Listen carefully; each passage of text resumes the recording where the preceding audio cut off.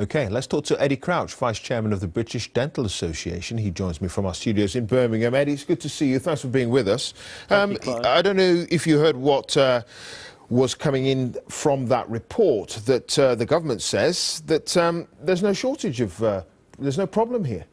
Yeah, and it's strange, isn't it, that you've carried out your own survey. I've been on 14 different radio stations today across the country talking about this story, and that's not the picture I see. It's not the stories I hear from the regions out there.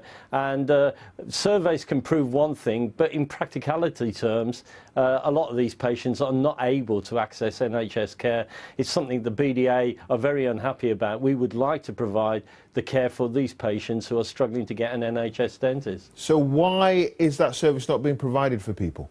Well, the money that NHS England have been commissioning for dentistry has dried up in relative years. The problem with queuing around the block for a dental practice, which was there 10 years ago, was supposed to be solved by the contract that they introduced in 2006.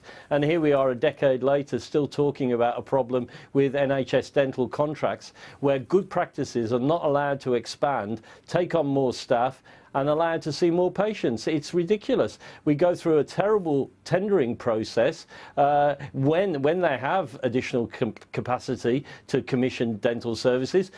Dental charges in the last 2 years have gone up 10%, 5% last year, 5% the year before. None of this additional money that's coming from the patients is being invested into dental practices to allow them to see more patients. So where's the money going? It's going into the Treasury coffers. It's a tax that dental practices are collecting on behalf of the government. Some dental practices are actually collecting more from the patient than the NHS is actually paying them. So they're having to give money back to the NHS for treating patients. So why aren't practices allowed to expand and to take in more patients? Because every practice has a contract for a certain amount of activity per year. And if, in fact, a lot of practices are struggling to hit that activity and having money clawed back because the activity measures don't reward practices that take on patients who have lots and lots of dental disease. So if you see a patient and spend many hours putting that right, at the end of that particular time, you may be out of pocket as a business. And at the end of the year, worse still, NHS England may penalise you because you haven't hit your target on activity. It's a bonkers system. In 2007, the Health Select Committee, I gave evidence to the Health Select Committee in 2007, said the 2006 contract was not fit for purpose.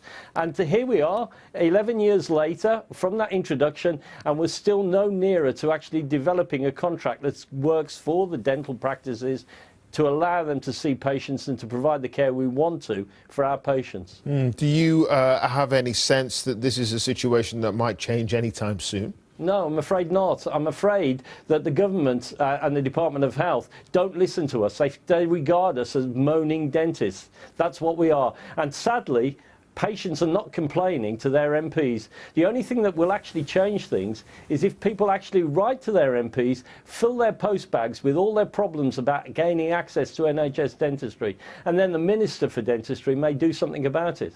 Maybe they're not doing that because, as the government says, 95% of patients do manage to get an appointment if they want one.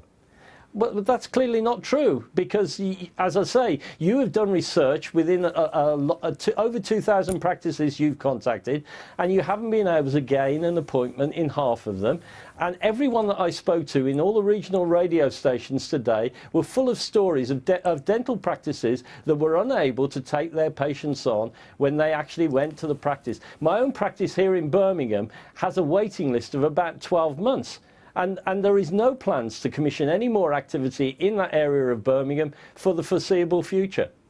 All right. Eddie Crouch from the British Dental Association. Thanks very much indeed for giving us your perspective on all of this. Thanks, Eddie. Thank you.